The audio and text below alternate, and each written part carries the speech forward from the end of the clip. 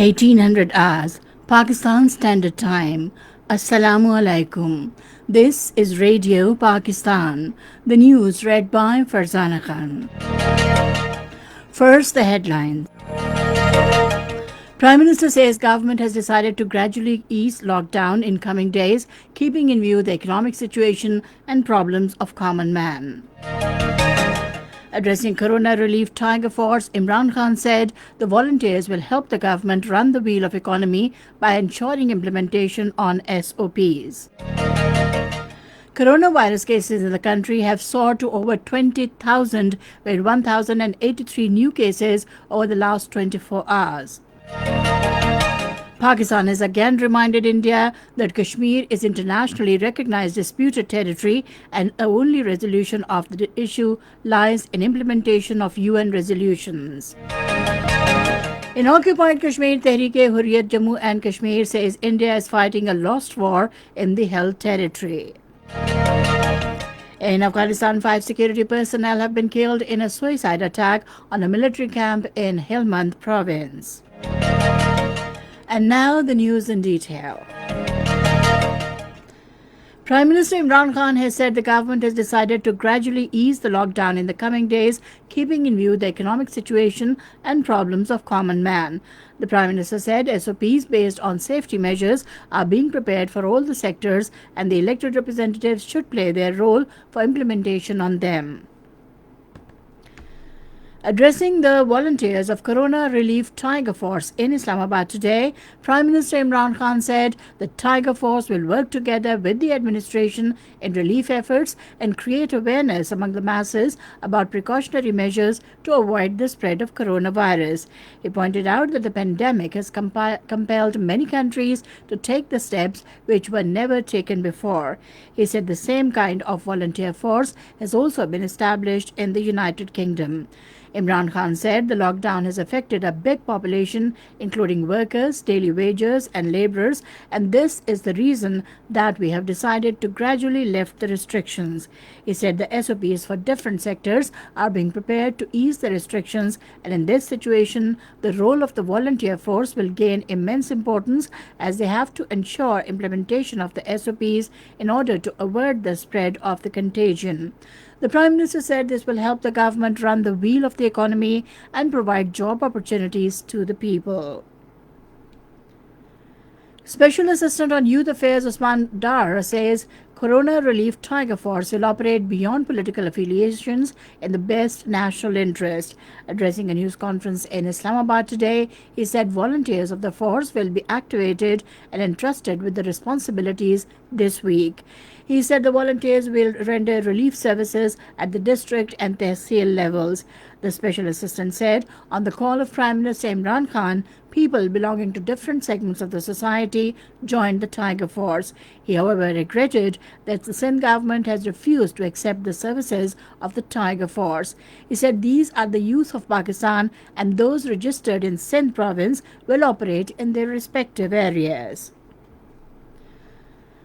Prime Minister Imran Khan has underscored that developing countries are faced with the twin challenge of containing the coronavirus and staving off hunger due to loss of livelihood.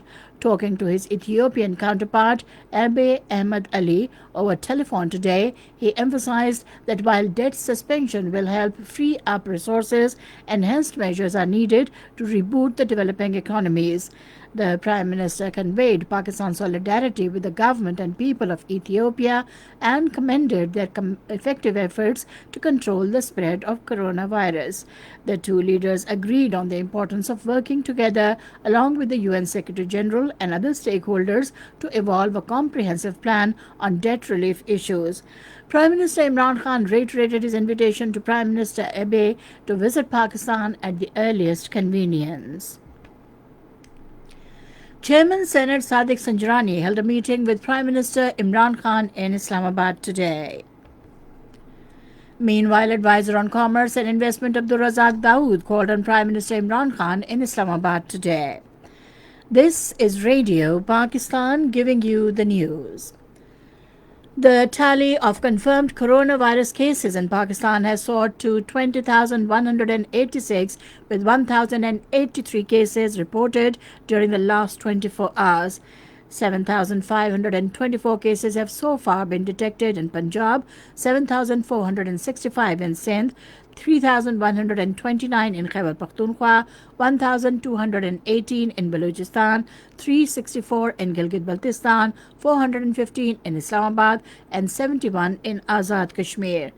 5,590 patients have so far recovered, while the death toll from the virus stands at 462, with 22 new deaths reported during the last 24 hours. Pakistan and Bahrain have agreed to continue consultation and deliberations on all key regional issues, including global pandemic of coronavirus.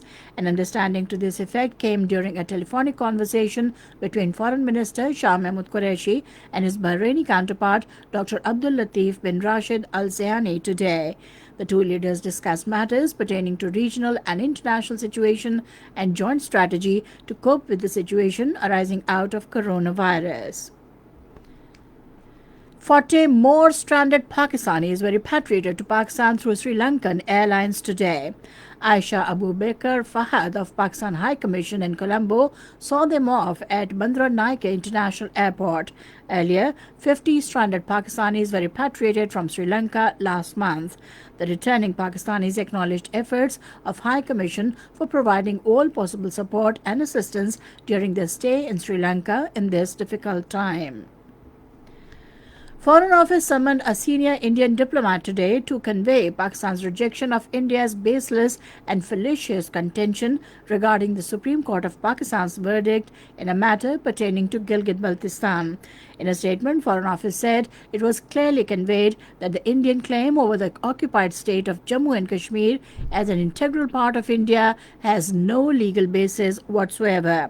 The entire state of Jammu and Kashmir is a disputed territory and is recognized as such by the international community. The statement underscored that the only resolution of the Jammu and Kashmir dispute is faithful implementation of the UN Security Council resolutions that recognize the Kashmiris' inalienable right to self-determination through the democratic method of free and impartial plebiscite under the UN auspices. In occupied Kashmir, Tehreek-e-Hurriyat Jammu and Kashmir chairman Mohammad Ashraf Sehrai has said that India is fighting a lost war that is directly related to the coexistence and survival of the Kashmiri people. According to Kashmir Media Service, Mohammad Ashraf Sehrai, in a statement today, said the Kashmiris have the fundamental right to fight this war, which has been imposed on them by oppressor India. He maintained that the participation of thousands of people in the last rites of the Kashmiri martyrs prove their commitment to the freedom cause. Meanwhile, Jammu and Kashmir Democratic Freedom Party spokesman rejected the call for urgent release of all illegally detained Hurriyat leaders and activists from India's jam-packed prisons amid high risk of coronavirus transmission. On the other hand, banners were installed at the vantage points of Srinagar, rejecting the Hindutva philosophy being advanced by fascist Modi government in the occupied territory. In Afghanistan, 5 security personnel have been killed in a suicide car bombing in Helmand province. The incident occurred when a terrorist detonated the vehicle near the main gate of a military camp. And finally, the weather report. Partly cloudy weather is expected in upper and central parts of the country during the next 12 hours. However, wind and wind thunderstorm is expected in northeast Balochistan, Punjab, Upper Sindh, Upper Khyber Pakhtunkhwa, Kashmir and Gilgit-Baltistan. Hailstorm is also expected at isolated places during the period. And that is the end of the news. For more news and analyses, log on to our website radio.gov.pk and also watch live video streaming of our bulletins on the link facebook.com/Radio Pakistan News Official.